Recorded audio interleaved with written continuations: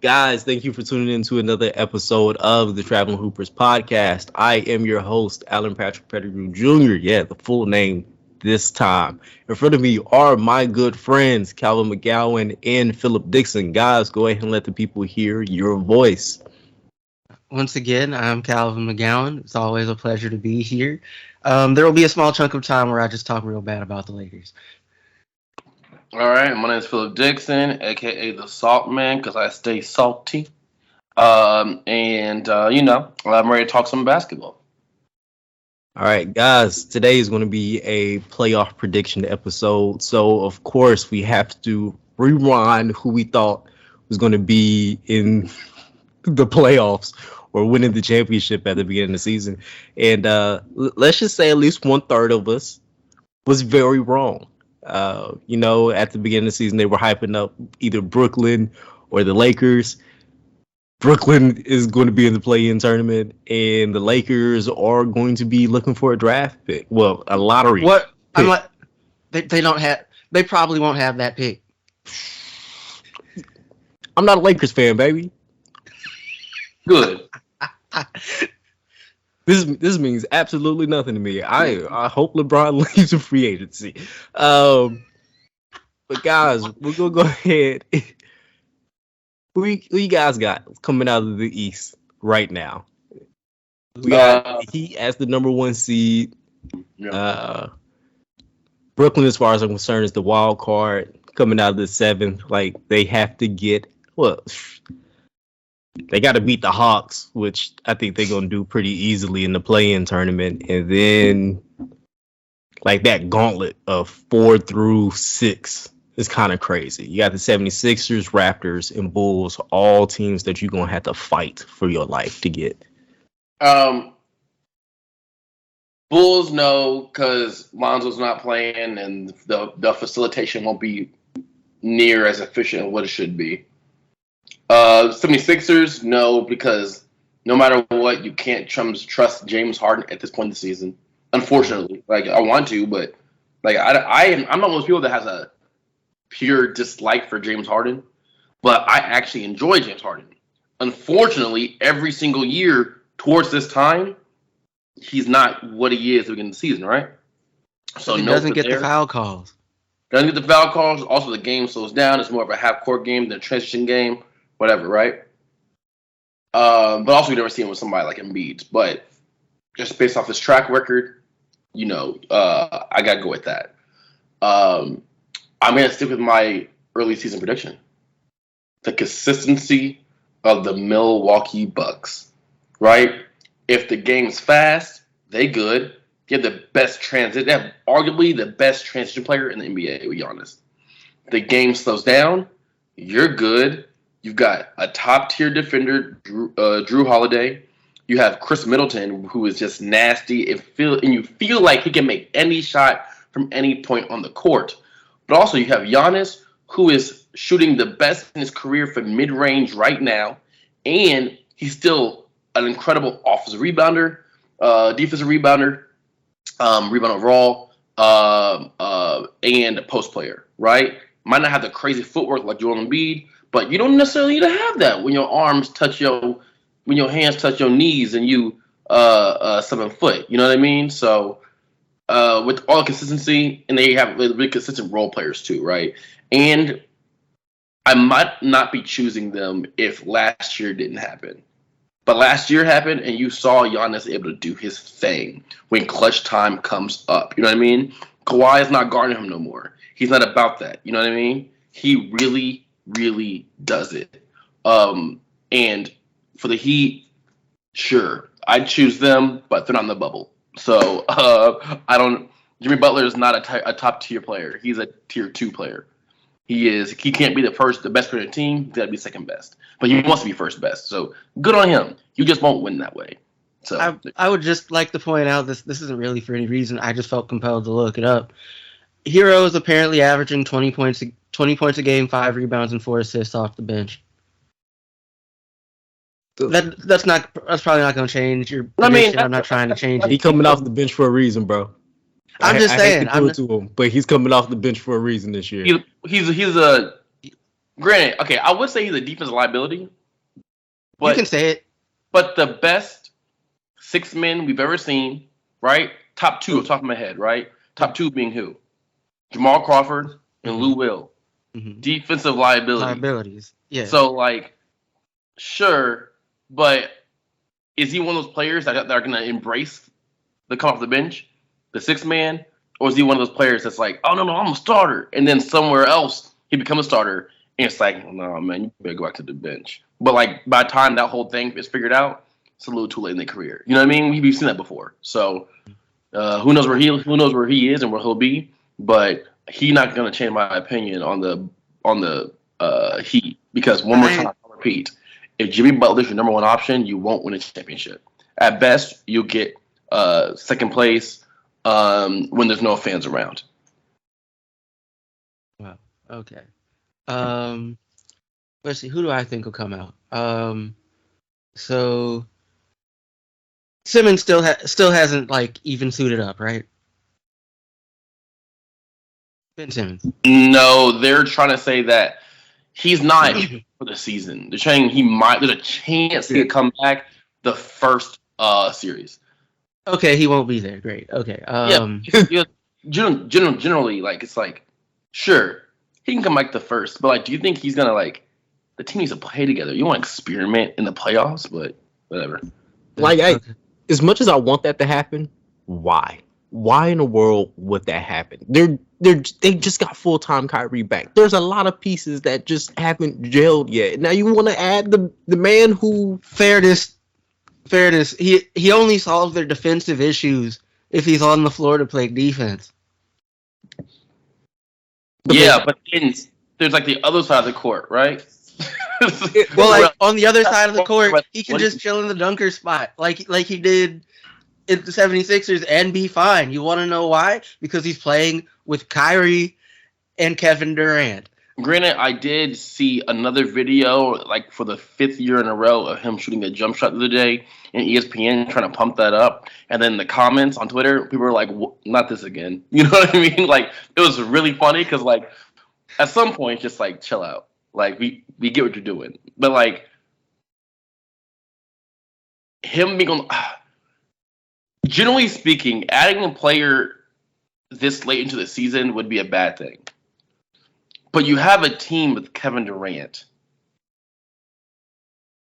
Like, no matter your opinions on the guy's arguably the best offensive player that we've seen, like, from the beginning of his career till now, right?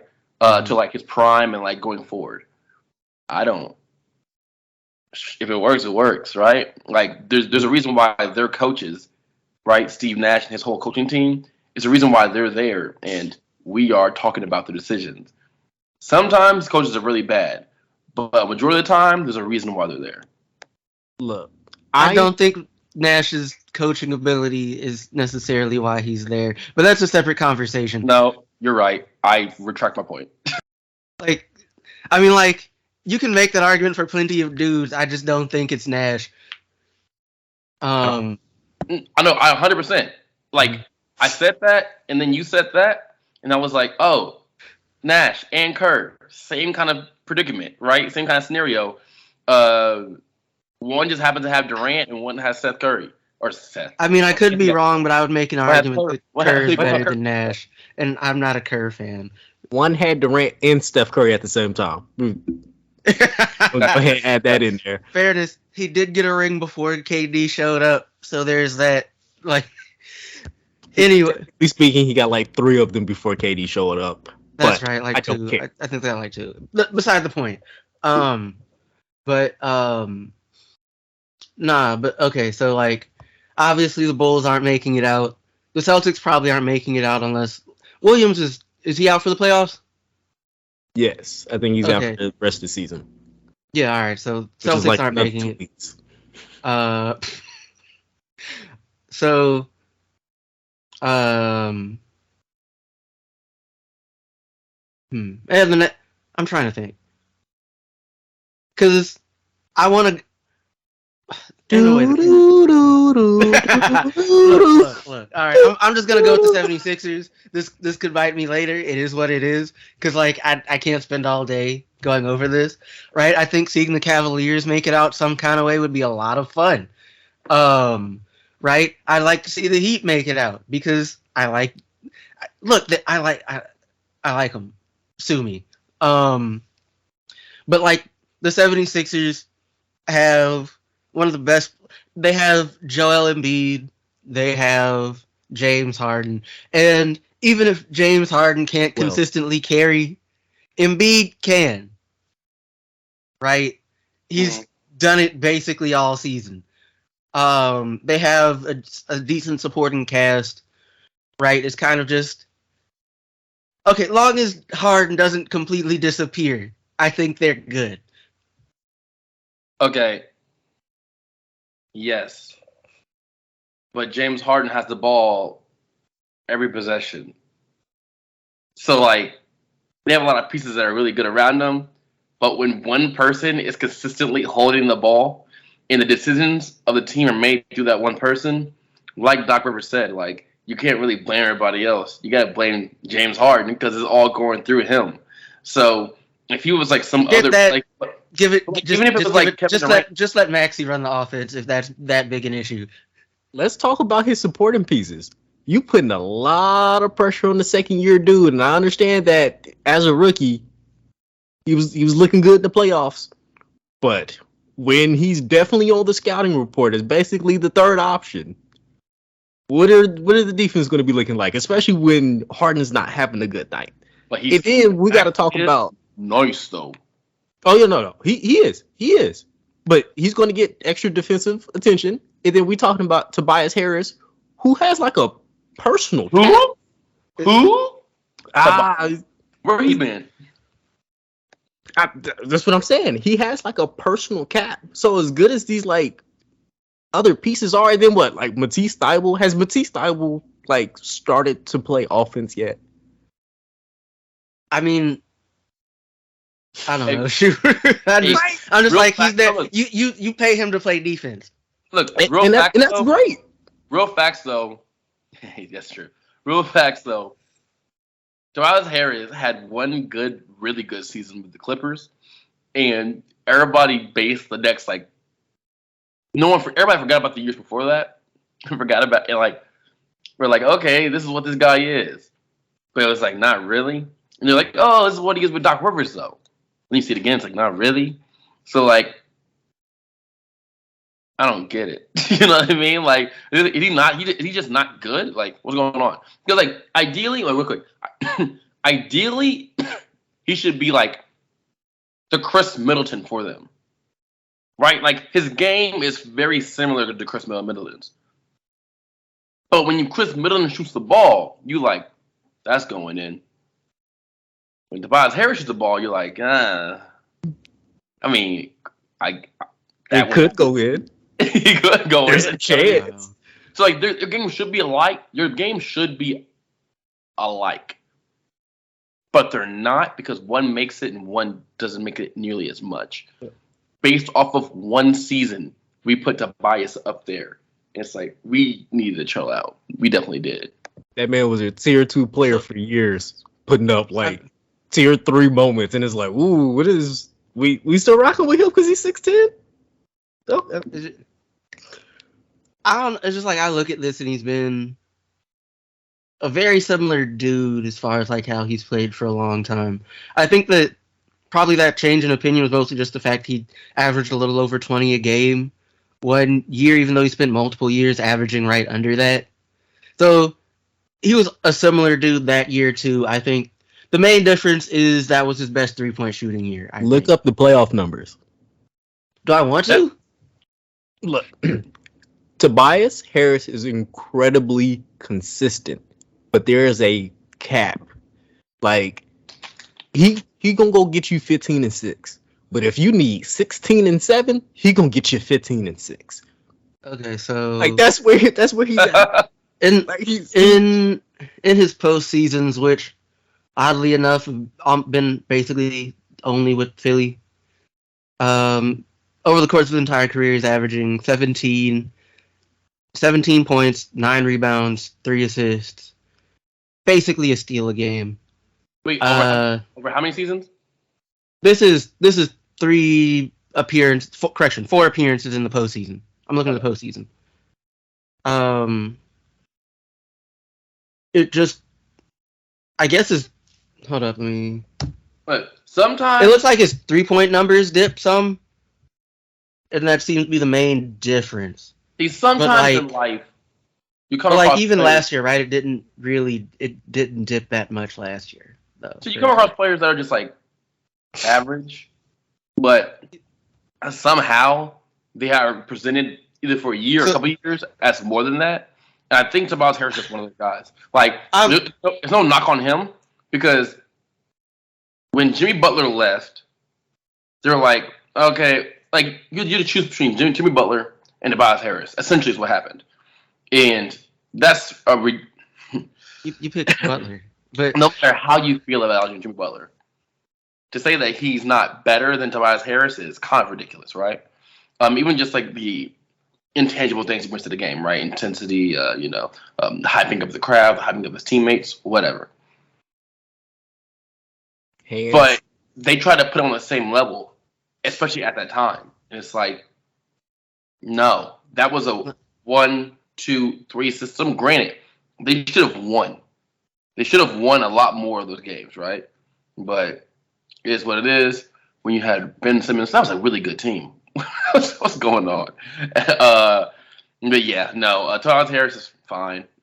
He's fine, but I think he's good. He's just not great, if that makes sense. Like good, very goodish, like somewhere around there. But like, he's not the dude. But like, I still think that's good enough that like, unless that like you, like he's fine. Like they'll be fine. Like, look, right? The Doc Rivers system is tailored for that man. That's all I will say.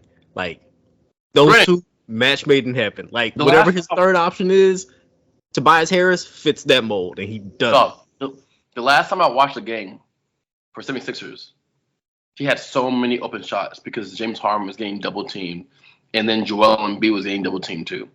And it's like when you have those two on the court at the same time, as the role player, you have to take your shots. He was just missing threes, missing middies, missing everything. I'm like, you can't do that. You know what I mean? But if you don't miss that, and that doesn't take the pressure off of anybody else because the ball is going to go to him. Mm-hmm. But like his career, he's a mediocre 3-point shooter, and like that's not hating. Like he's shooting 36% over his career. Actually, he's currently shooting his career average on the dot. That's weird. But moving right along. All right, hold up, wait. Okay, you said Milwaukee. Alan, did you say who you got? Look, you already know the answer. I've been rocking with them all season, bro. I'm sorry you're gonna get disappointed so soon. Who gonna get disappointed? Look, we about to win. You will. We about to make it out of the play-in. Who you playing? We will, when we make it out, we gotta play against the Celtics. You won't. Look, the Celtics. They might get a hurt Celtics. Exactly. Don't matter. The Celtics. All faith in Jason Tatum and Jaylen Brown. Let's go. I got faith in them too, but like, you like the like you're gonna have to have a lot of defense to slow the Nets down. But one team has Durant and Kyrie, and the other look, one shut has up, both of you. This is my segment. Look, I am not worried about no stinking defense, and I get it. Tatum is a bad boy, and you see how that's been going for them. Tatum is a bad boy. Brown is a bad boy. But if we're talking about pure production, if I'm going with a duo out of this group, I am going with KD and Kyrie. We're going to be able to outscore their better two, and then it turns into Marcus Smart versus Patty Mills. And it's not like Marcus Smart can put his defense on Patty Mills because Marcus Smart is a starter versus Kyrie. That's his matchup. Name me the backup point guard for the Celtics. Dang. I like my chances with Patty Mills. And then we got the ultimate floor spacer right now in Seth Curry. Drummond is doing solid work on the defensive glass. If you would have told me they had Time Lord chilling out in the paint, blocking shots, grabbing rebounds, I say we lean it towards the Celtics. Tell me who their backup center is. Tell me who's playing center for them right now. The Celtics. Do they have Baines again? I No, think they have Tyus. They have Tyus. They have Tyus. Y'all think Tyus is about to out rebound Drummond? No. Honestly, I'd just be like, look, whenever the ball goes up, block Drummond out. I don't care what you have to do. Foul him. Just keep him away from the boards. Look, and I do think he's going to be able to get him. Like in every game that the Celtics win, I think Tyus is going to be the deciding factor because he's going to have to give you that defense on the block. He's going to have to be a game changer. Like I think Brown and Tatum could be consistent enough where they're equally battling KD and Kyrie. You already know who I'm giving the edge to. It's all about matchups in this one. That's what the playoffs is all about. And we got better matchups to come out of that. And then, like, who are the other? Who would be next after that? Like, I don't have it in front of me. I don't have a picture in my head of the thing. I'm looking at the standings though. Let's say it gets rough, and we got to go against the Milwaukee Bucks. And at that point, I don't know. Yeah, you do. I really don't know. Yeah, you do. One team plays efficient offense and defense. One team plays offense. Okay, you're asking me to be logical here, and I've already went full in. I pushed all my chips to the middle of the table. Right. I do think there's a high chance that they can't make it past the elite team in the East, which is the Milwaukee Bucks. That is the only team in the East that I'm worried about. I think we can beat every single team, 7 games, full-time Kyrie. Even if we had to play Toronto at some point, we're tapping Toronto up. Like, we don't need Kyrie for every single game. We don't. I feel like you're selling some teams short, but we're good. You are. Can we move on to the West? Because remember, we were on who else is truly competing with us? Honestly, the way the Nets have played this year, anybody can beat them. Like let's not, if we're being realistic, like logically, not whatever is going on in your mind right now. But let's say we're talking about like facts, right? Any team that is Milwaukee Bulls, Sixers, Raptors, Heat. They can beat them because the other teams are consistent and they aren't. Period. Right? That's why they're not number 1, 2, 3, 4, 5 seed. Because that's what they're playing in. Because they're not consistent. Excuse me. So any team can logically beat them, especially on a 1-game basis. But who knows? But once again, who knows? So we'll see. Okay, so all right, who y'all got coming out the West? We need to move this along. West, I am going to go Phoenix. I think Phoenix is the most complete team out West. Like, I think they might be the most complete team in the entire league, to be completely honest with you. They basically brought the same group that got them to the championship last year. And I think they have answers for literally everybody that steps in front of them. We already saw how... I'm sorry, I'll explain in a second. Yeah, we already saw how Phoenix dealt with Golden State earlier this year. And I think that's like their biggest competition. Utah does not do it for me at all in the playoffs. The Dallas Mavericks are the Luka show. And you can let Luka get all the work he can possibly want. And I guess they're better at defense. But you telling me you're about to stop whatever Chris Paul has in mind, and you got to worry about Ayton, and Devin Booker's cooking. So like, I don't have much faith in any of those matchups. And I'm not even going to talk about anybody else. Calvin, I know you're sweet Memphis. Wait, you're talking about Nuggets? Huh? Nuggets? I'm not worried about the Nuggets. The Nuggets don't got. Is Murray back? I thought he was still out. I think he is still out. He is still out. Okay, yeah. And so is Porter. They don't have enough juice. And they have to then work those guys back into the game. And that's, as far as I'm concerned, that is a Brooklyn situation where it's like, we know what your role is, but now you actually got to get your timing back after not playing at all this season. Okay, so I'll say this. Betting against Curry will do you all wrong. It's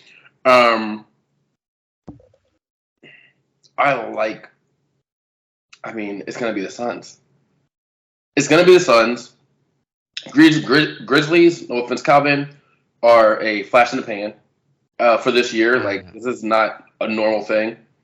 Warriors, once again, Steph Curry, Klay Thompson, like, when the playoffs come, people knees buckle up, they buckle in. You know what I mean?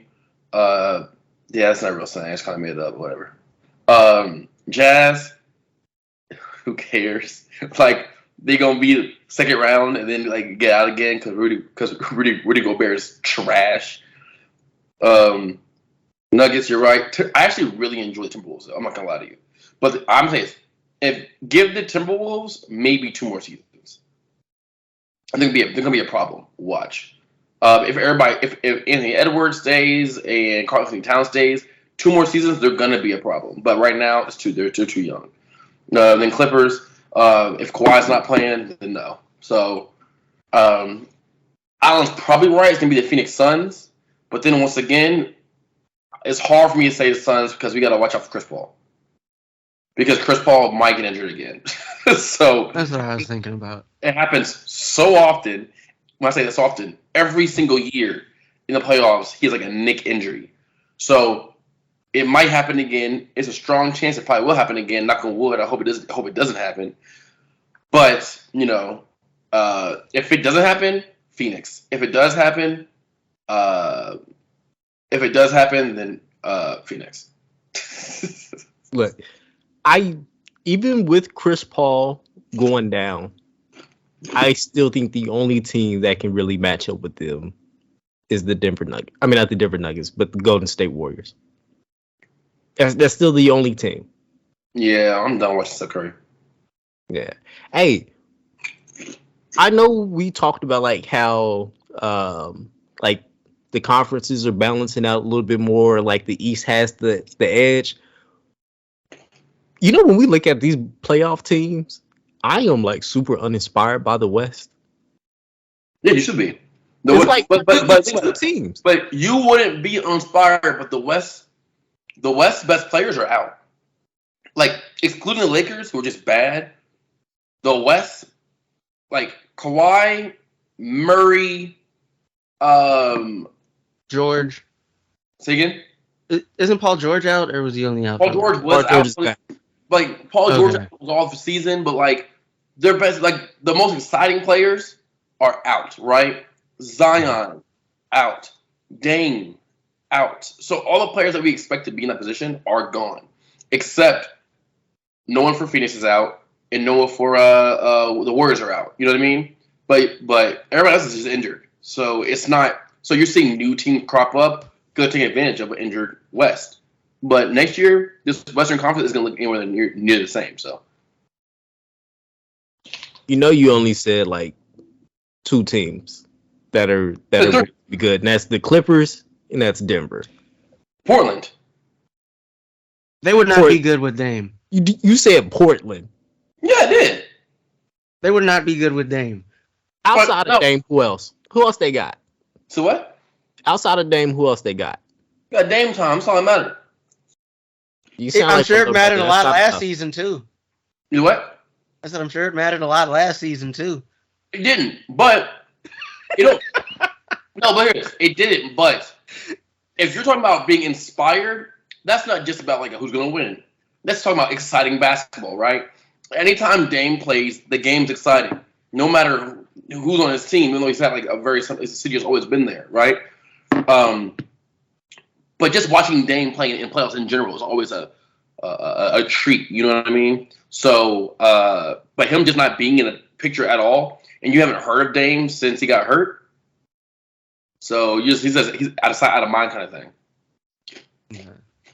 But Again, that just only makes two teams better. Yeah, it's only 7 teams in play. It's like 8 teams in playoffs. 2 is like a good amount of them. Yeah. It's not act like 2 is not a lot. Like, yeah, the whole league, yeah. That makes it 4 that have a chance, but it's still a low 4. Like, there's tiers even in that 4 of like who really. Oh yeah, isn't Doncic hurt?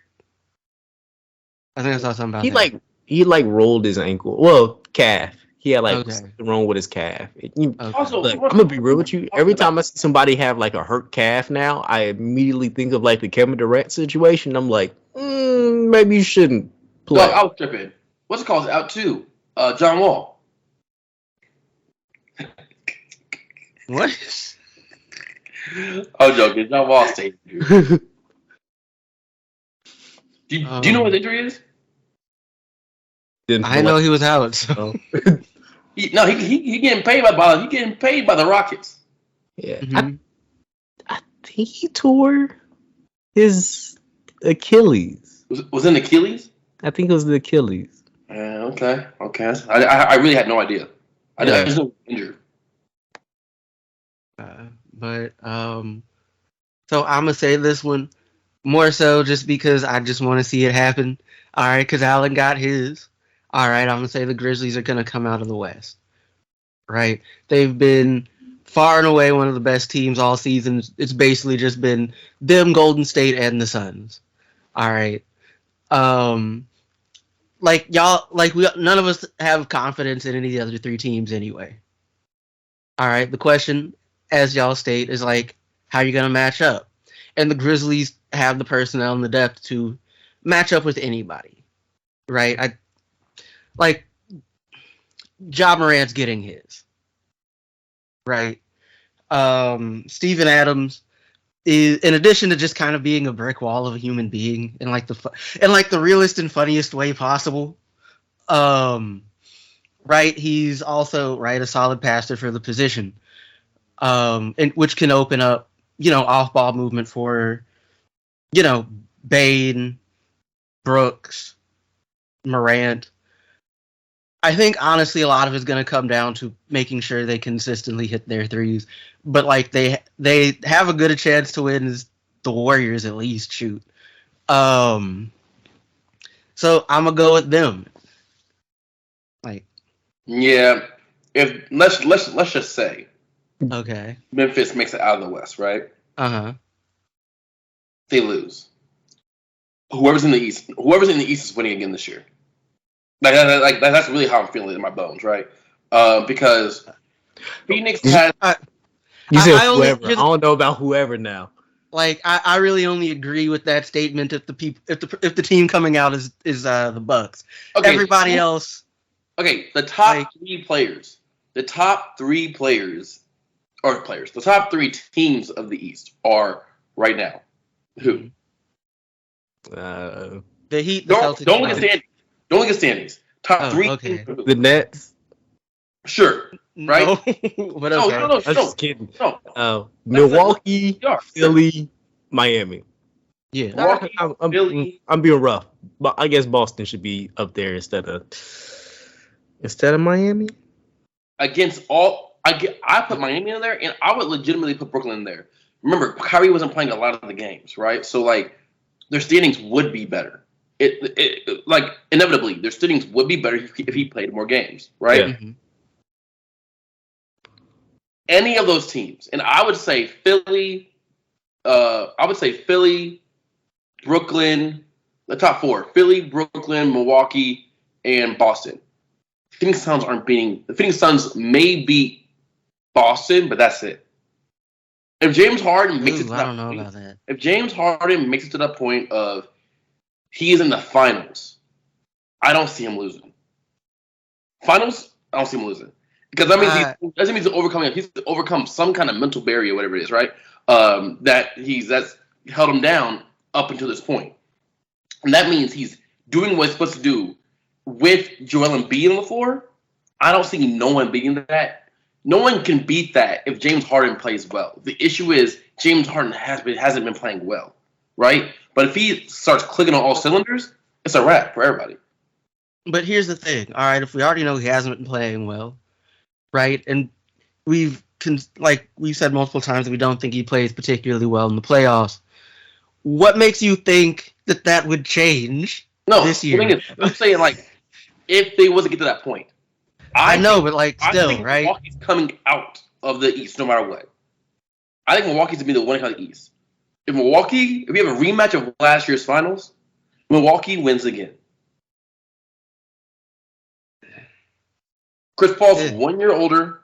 Sure, you have Devin Booker, you have the role players and all kind of stuff. But Giannis is, no matter what JJ Redick says, Giannis is a top, arguably 2 player in the world. Right? If that's the person leading your team and you have the role players and the second and third best players as you do for Milwaukee, you can't bet against them. Truthfully. And especially against like Memphis, too young.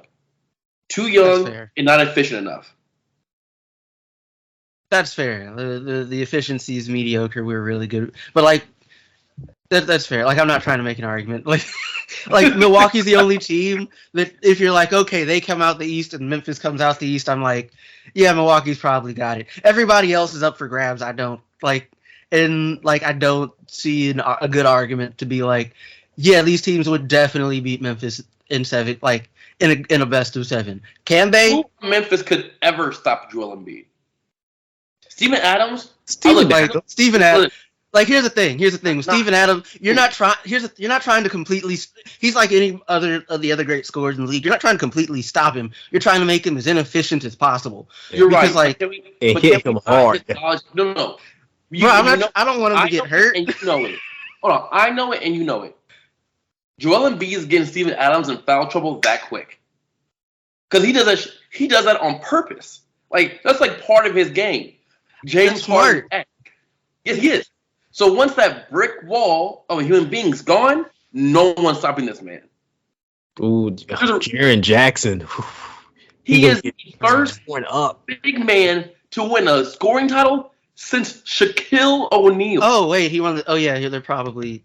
This is since Shaq. 76. Never mind, the 76ers big man, the most dominant big man of the last 30 years, at least, in the NBA, right? Because then before then, you could say Kareem, before you could say Wilt, right? Mm-hmm. The most dominant big man of the last 30 years. Joel Embiid's the only one that winning score title since then. No one's stopping him. He's clicking too. He's clicking.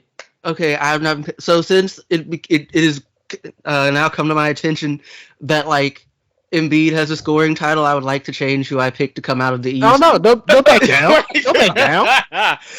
No, because as dumb as it is, right? I remember looking up the dudes who won the scoring title. Only 2 dudes in the history of the NBA have won a scoring title and a chip in the same year. One of them is Shaq. The other one is Jordan. No one else has done it. That. What's the correlation there? Please tell me what the correlation is there. Phil Jackson? Oh, they don't got Phil Jackson. We have nothing to worry about. Still Philly. Come on, man. Oh, but real quick, I actually got to go. So Milwaukee's winning championship. I think they know right now. That's what I believe. Okay with that. That's what I believe. Giannis's game 7 last year, or game 6. What was it? 6 or 7? 7. No, it's 6. The last one. The last game of last season in the finals was something that I don't think I've ever seen before from a player. That was, and Alan, we watched it at the same time. That was ridiculous. It was crazy. That was a wild performance. So, and if he hits, and he's once again free throw percentage is the highest of his career. And that game last year, he was hitting his free throws too. So that means he can hit free throws in clutch situations. You can't foul him. You know what I mean? You can't foul him sooner to the free throw line. So we'll see. But all right, I gotta go. Hey, stick around for one quick second because we're just gonna go ahead and wrap it all up. Okay. All right, guys, thank you for tuning into another episode of the Traveling Hoopers podcast. You just watched us give our playoff predictions. And when you go back and listen to this, just ignore some of the Freudian slips. I heard it at least like 4 or 5 times throughout the entire podcast. We rusty. It's okay, baby. What slips? Freudian slips where we you said the wrong name. Oh yeah. Yeah. That one also said Memphis coming out of the East. Yeah, exactly. Dang. And we all got it at least like 3 or 4 times. Right. Like I said, Brooklyn is playing Atlanta. They're playing Cleveland. I forgot what you said, but we all did it. Hey, it's the playoffs. We gonna be fine with everything kick off next week. Trust me. Yes, We're sir. back, baby. But in front of me are my good friends Calvin McGowan and Philip Dixon. Guys, go ahead and sign out for us. Okay. Once again, I'm Calvin McGowan. It's always been a pleasure to be here.